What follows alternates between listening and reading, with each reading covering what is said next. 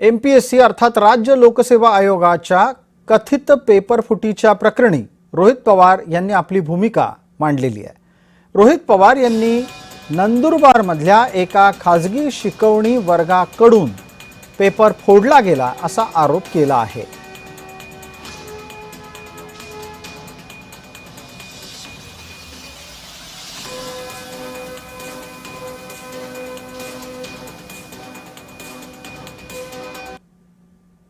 आता ह्याच्यात झालं काय की एक क्लास कौतल्य अकॅडमी नंदुरबार, त्या क्लास मधून जो तिथं पाटील जो कोणी माणूस असेल त्याली तो जो पेपर होता, म्हणजे पेपर म्हणजे MPSC चा पूर्ण पेपर फुटला असं आपल्याला म्हणता येणार नाही, पण पेपर सेट करणारा व्यक्ती फुटला आणि या क्लासेसकडे 90% प्रश्न हे आधीच दिले गेले होते आणि ते दिल्यानंतर तिथे 20 मार्च म्हणजे 2 दिवस आधी, 22 मार्चला परीक्षा होती, 2 दिवस आधी तो परीक्षार्थी उमेदवाराच्या मोबाईलवर तो प्रश्न जे प्रश्न होते 90% ते त्याच्याकडे आले, त्याचा अभ्यास केला गेला आणि मग ह्यात होतं असं एक समजून घ्या की तो जो क्लासेसचा माणूस आहे तो त्या उमेदवारांना पैशांचा ऍडव्हान्स दिल्यानंतर, पैसे दिल्यानंतर व्हॉट्सअपवर सगळ्या गोष्टी पाठवायच्या आणि 2-3 मिनिटांनंतर तो डिलीट फॉर ऑल करून टाकायचा।